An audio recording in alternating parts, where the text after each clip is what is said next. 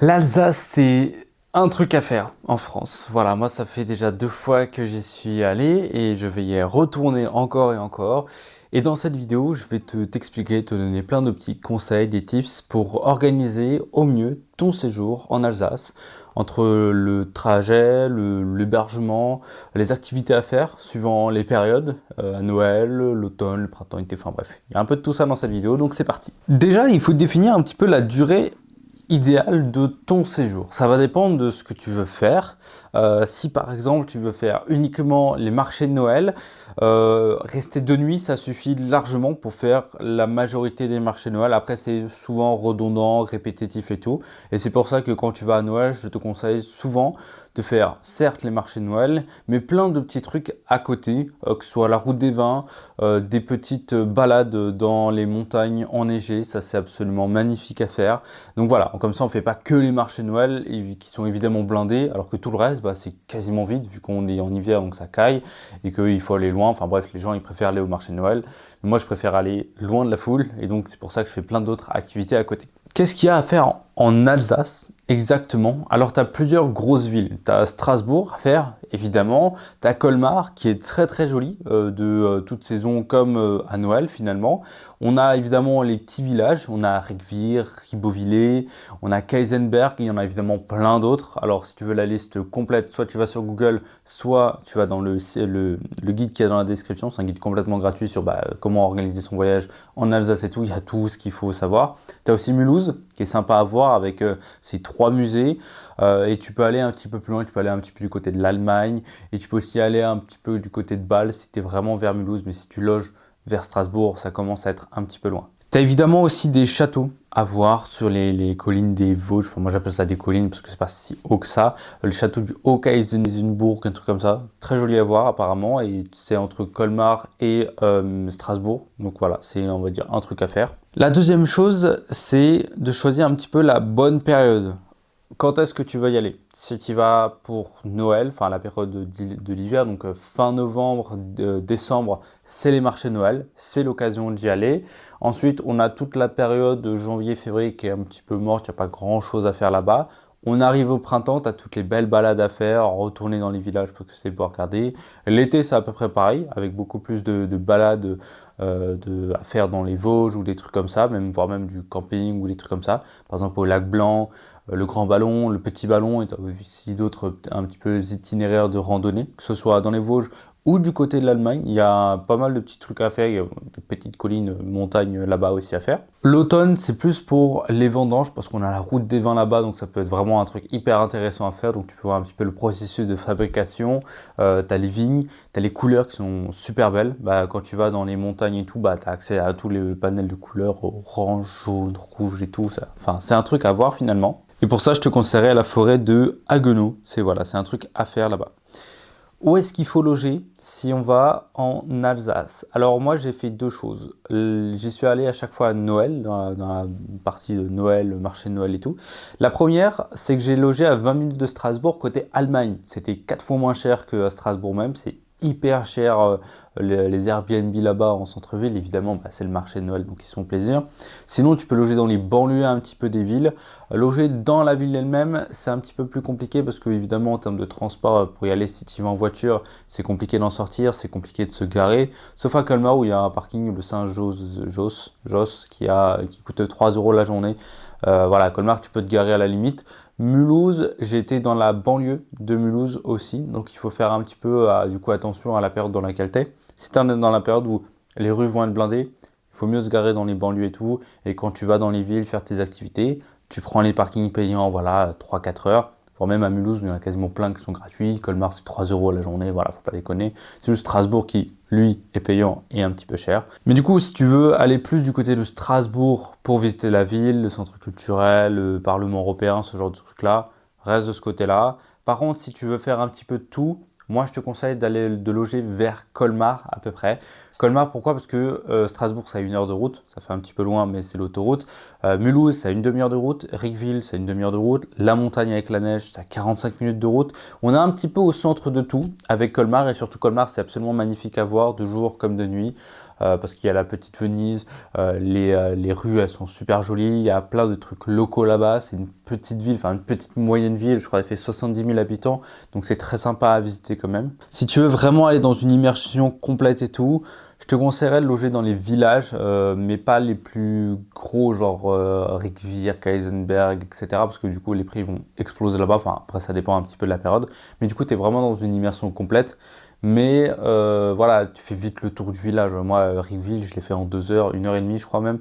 Et c'est tout, quoi. Enfin, il n'y a pas grand-chose d'autre à faire dans ce genre de village. Alors qu'à Colmar ou Mulhouse, tu as plein de trucs à faire dans le coin. C'est pour ça que je préférais aller plus dans les grosses villes que les petits villages pour loger. Comment se déplacer là-bas? Si tu viens en transport, tu fais Paris-Strasbourg ou Paris-Colmar, c'est un petit peu chiant parce que après tu dépends uniquement des transports, alors que pour moi l'Alsace c'est quelque chose qui se visite en voiture, voilà, c'est le moyen de locomotion à voir, parce que les distances commencent à être un petit peu longues. Quand tu commences à faire 20 minutes de voiture à chaque fois que tu dois aller visiter un truc voilà, hors de la ville. Voilà, c'est pour ça que moi j'ai privilégié la voiture, ça te permet de faire un petit peu ce que tu veux, d'aller où tu veux et surtout d'y aller quand tu veux. Si par exemple tu vas aller au Grand Ballon le matin à 6 heures pour voir le lever de soleil sur les Vosges ou sur la vallée de Mulhouse, tu peux, parce que du coup tu as ta voiture et donc tu y vas et tu te fais plaisir. Sinon tu vas évidemment en train. Après de Colmar, tu as souvent t'as pas mal de transports en commun. Je sais qu'à Strasbourg, tu as énormément de tramways, de transports en commun, donc ça c'est plutôt pratique. Mais voilà, si tu veux aller dans des trucs où tu veux, quand tu veux, avec qui tu veux, vaut mieux prendre la voiture. Qu'est-ce que tu dois absolument visiter? Alors je te fais une petite liste un petit peu exhaustive, mais si tu veux aller plus loin, je t'ai créé un guide complet sur l'Alsace, il est dans la description, il est complètement gratuit, tu le télécharges, tu planifies tes vacances comme ça. Qu'est-ce qu'il faut absolument visiter? J'ai toute la liste. Strasbourg, on a évidemment la cathédrale, on a le quartier de la Petite France, on a le barrage Vauban, c'est en fait de l'eau. Tu peux aussi faire des balades en bateau-mouche à Strasbourg, c'est un truc à faire, c'est très sympa. On a le musée alsacien et l'œuvre Notre-Dame. Et on a évidemment aussi toute la gastronomie strasbourgeoise, voire même alsacienne à faire là-bas. C'est des trucs qu'il faut manger finalement. Colmar, on a la Petite Venise. On a le quartier des tanneurs et te promener simplement dans les rues qu'il y a dans l'ancienne douane, je crois que c'est ça. Voilà, en tout cas, tu te balades dans le centre-ville de Colmar à pied, c'est beaucoup mieux, c'est beaucoup plus sympa. Tu fais en 2 heures, 3 heures. Nous, on avait fait plus de temps parce qu'il y avait les marchés de Noël derrière. Voilà, c'est un truc à faire. On a évidemment la route des vins d'Alsace. Là, par contre, tu as énormément de choses à faire. Tu te distribues un flyer. Enfin, tu vois ici tout ce que tu peux faire directement dans la route des vins. Donc voilà, ça c'est un truc à faire évidemment en voiture. Enfin, il y en a qui le font en vélo, mais enfin, je sais pas trop si c'est vraiment très très pratique. Voilà, en voiture c'est plus facile, plus rapide et tu peux faire plus de trucs en vélo, sauf si tu prends vraiment ton temps. Les châteaux, on a le Hoogensburg, désolé pour les noms, hein, c'est très très compliqué quand t'es pas alsacien. On a le Holensburg, le château du Haut-Bar et le château de Fleckenstein. Donc voilà, c'est des petits châteaux à faire, il y a des activités dans chacun des châteaux, tu peux avoir des escape games comme des visites touristiques, etc. Mais en tout cas, le château du Haut-Koenigsbourg, c'est le truc à faire. Tu as la vue, elle est absolument magnifique à faire de là-bas. Donc voilà, je te conseillerais de faire ça. En termes de nature, randonnée, tout, je te conseillerais le lac Blanc et le grand ballon. Il y a aussi le petit ballon, tout le côté des Vosges où tu peux faire un petit peu des randonnées, des balades et tout. Nous, on allait au grand ballon. En plein hiver, il neigeait 20 cm de neige, on était tout seul, c'était absolument magnifique à faire. En termes de budget, qu'est-ce qu'il faut prévoir? Ça va dépendre de la saison. Si c'est à Noël, évidemment, tout devient plus cher, que ce soit les logements ou la nourriture là-bas, c'est excessivement cher, je trouve. Mais bon, il y a énormément de monde qui va à Noël, donc voilà, c'est quand même un truc à faire. Sinon, prévois entre 80 et 200 € la nuit, ça dépendra de là où tu loges finalement. Nous, je sais qu'en Allemagne, on s'en était sorti pour 80 € la nuit et on était resté 5 jours, je crois. C'était vraiment pratique. Là, pour Noël à Mulhouse, c'était 130 € la nuit. Donc voilà, ça dépend vraiment de où est-ce que tu loges, etc.